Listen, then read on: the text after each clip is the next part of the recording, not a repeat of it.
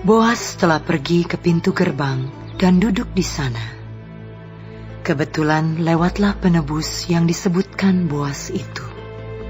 Lalu berkatalah Boas, "Hai saudara, datanglah dahulu kemari. Duduklah di sini." Maka datanglah ia, lalu duduk.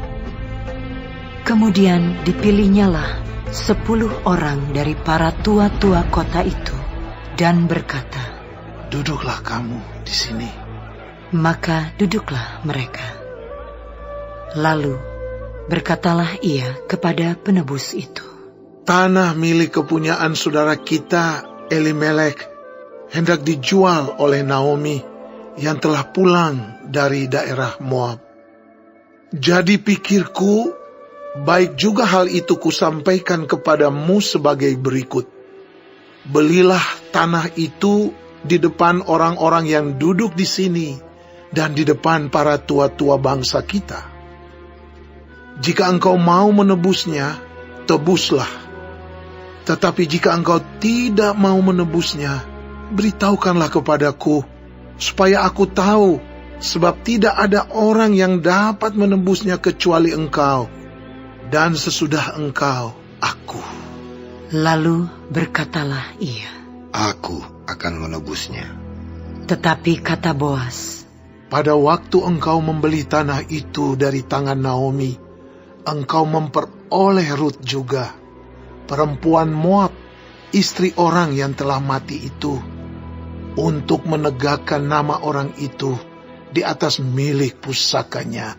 Lalu berkatalah penebus itu, "Jika demikian, aku ini tidak dapat menebusnya, sebab aku akan merusakkan milik pusakaku sendiri. Aku mengharap engkau menebus apa yang seharusnya aku tebus, sebab aku tidak dapat menebusnya." Beginilah kebiasaan dahulu di Israel dalam hal menebus dan menukar. Setiap kali orang hendak menguatkan sesuatu perkara, maka yang seorang menanggalkan kasutnya sebelah dan memberikannya kepada yang lain. Demikianlah caranya orang mensahkan perkara di Israel. Lalu penebus itu berkata kepada Boas, "Engkau saja yang membelinya." Dan ditanggalkannyalah kasutnya.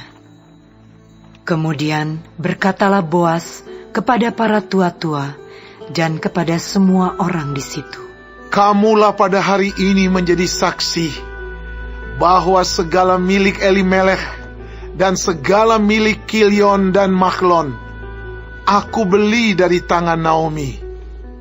Juga Rut, perempuan Moab itu, istri Mahlon, aku peroleh menjadi istriku untuk menegakkan nama orang yang telah mati itu di atas milik pusakanya.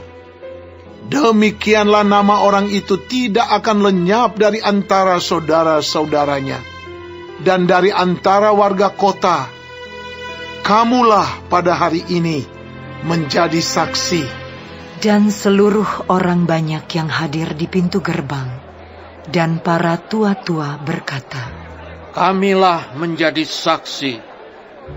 Tuhan kiranya membuat perempuan yang akan masuk ke rumahmu itu sama seperti Rahel dan Lea, yang keduanya telah membangunkan umat Israel.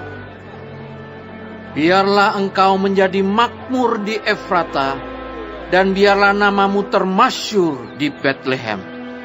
Keturunanmu kiranya menjadi seperti keturunan Peres, yang dilahirkan Tamar bagi Yehuda, oleh karena anak-anak yang akan diberikan Tuhan kepadamu dari perempuan muda ini." Lalu Boas mengambil Rut, dan perempuan itu menjadi istrinya, dan dihampirinyalah dia. Maka atas karunia Tuhan, perempuan itu mengandung, lalu melahirkan seorang anak laki-laki. Sebab itu, perempuan-perempuan berkata kepada Naomi, "Terpujilah Tuhan, yang telah rela menolong engkau pada hari ini dengan seorang penebus. Termasyurlah kiranya nama anak itu di Israel, dan dialah yang akan menyegarkan jiwamu dan memelihara engkau pada waktu rambutmu telah putih. Sebab menantumu yang mengasihi engkau telah melahirkannya, perempuan yang lebih berharga bagimu dari 7 anak laki-laki. Dan Naomi mengambil anak itu, serta meletakkannya pada pangkuannya, dan dialah yang mengasuhnya. Dan tetangga-tetangga perempuan memberi nama kepada anak itu. Katanya, pada Naomi telah lahir seorang anak laki-laki. Lalu mereka menyebutkan namanya Obed. Dialah ayah Isai, ayah Daud. Inilah keturunan Peres. Peres memperanakan Hezron. Hezron memperanakan Ram. Ram memperanakan Aminadab. Aminadab memperanakan Nahason. Nahason memperanakan Salmon. Salmon memperanakan Boas. Boas memperanakan Obed. Obed memperanakan Isai. Dan Isai memperanakan Daud.